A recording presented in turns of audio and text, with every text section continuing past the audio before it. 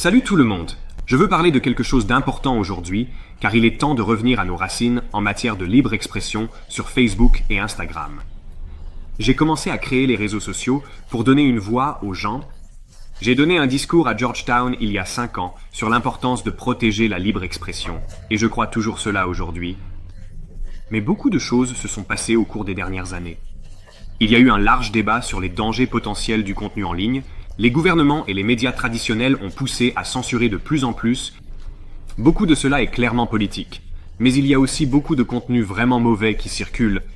Drogue, terrorisme, exploitation des enfants. Ce sont des choses que nous prenons très au sérieux, et je veux m'assurer que nous les gérons de manière responsable. Donc nous avons construit beaucoup de systèmes complexes pour modérer le contenu. Mais le problème avec les systèmes complexes, c'est qu'ils font des erreurs. Même s'ils censurent accidentellement seulement 1% des publications, cela représente des millions de personnes. Et nous avons atteint un point où il y a tout simplement trop d'erreurs et trop de censure. Les récentes élections semblent également marquer un tournant culturel vers une nouvelle priorité accordée à la parole. Donc, nous allons revenir à nos racines et nous concentrer sur la réduction des erreurs, la simplification de nos politiques et la restauration de la libre expression sur nos plateformes. Plus précisément, voici ce que nous allons faire. Tout d'abord, nous allons nous débarrasser des vérificateurs de faits et les remplacer par des notes communautaires, similaires à X, en commençant par les États-Unis. Après l'élection de Trump en 2016, les médias traditionnels ont écrit sans relâche sur la manière dont la désinformation représentait une menace pour la démocratie. Nous avons essayé de bonne foi de répondre à ces préoccupations sans devenir les arbitres de la vérité. Mais les vérificateurs de faits ont été trop biaisés politiquement et ont détruit plus de confiance qu'ils n'en ont créé, surtout aux États-Unis. Donc, au cours des prochains mois, nous allons introduire progressivement un système de notes communautaires plus complet.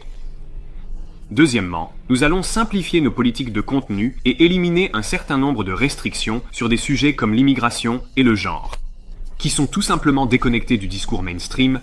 On avait l'habitude de faire taire les opinions et d'exclure les personnes ayant des idées différentes.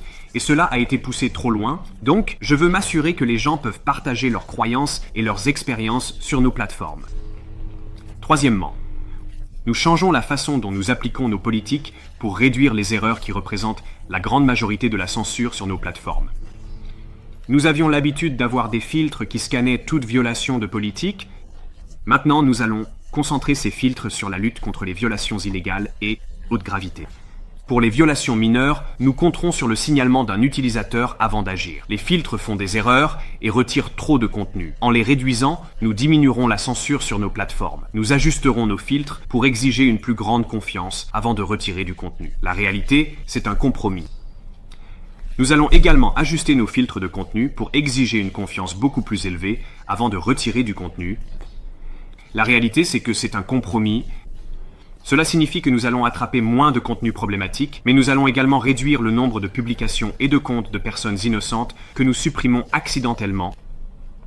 Quatrièmement, nous réintroduisons du contenu civique. Pendant un certain temps, la communauté a demandé à voir moins de politique, car cela stressait les gens. Nous avons donc arrêté de recommander ces publications.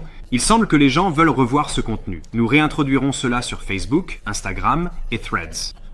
Donc, nous allons commencer à réintroduire cela progressivement sur Facebook, Instagram et Threads, tout en travaillant à garder les communautés amicales et positives. Cinquièmement, nous allons déplacer nos équipes de confiance, de sécurité et de modération de contenu hors de Californie, et notre révision de contenu basée aux États-Unis sera désormais située au Texas. Alors que nous travaillons à promouvoir la libre expression, je pense que cela nous aidera à instaurer la confiance. Pour faire ce travail dans des endroits où il y a moins de préoccupations concernant le biais de nos équipes. Enfin, nous allons travailler avec le président Trump pour faire face au gouvernement du monde entier. Ils s'en prennent aux entreprises américaines et poussent à censurer davantage les États-Unis, a les protections constitutionnelles les plus fortes pour la libre expression au monde. L'Europe a un nombre croissant de lois qui institutionnalisent la censure et rendent difficile la création de quelque chose d'innovant là-bas. Les pays d'Amérique latine ont des tribunaux secrets qui peuvent ordonner aux entreprises de retirer discrètement des contenus. La Chine a censuré nos applications pour qu'elles ne fonctionnent même pas dans le pays. La seule façon de résister à cette tendance mondiale, c'est avec le soutien des États-Unis, gouvernements Et c'est pourquoi cela a été si difficile au cours des 4 dernières années, lorsque même le gouvernement américain a poussé à la censure, en s'en prenant aux États-Unis et d'autres entreprises américaines, cela a encouragé d'autres gouvernements à aller encore plus loin. Mais maintenant, nous avons l'opportunité de restaurer la libre expression, et je suis impatient de saisir cette chance. Cela prendra du temps pour bien faire les choses, et ce sont des systèmes complexes, ils ne seront jamais parfaits.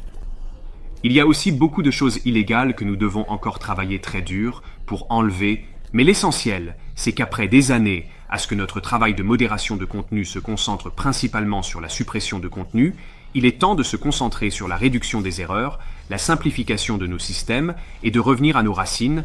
À propos de donner une voix aux gens, j'ai hâte de ce prochain chapitre, restez bien là-bas et d'autres choses à venir bientôt.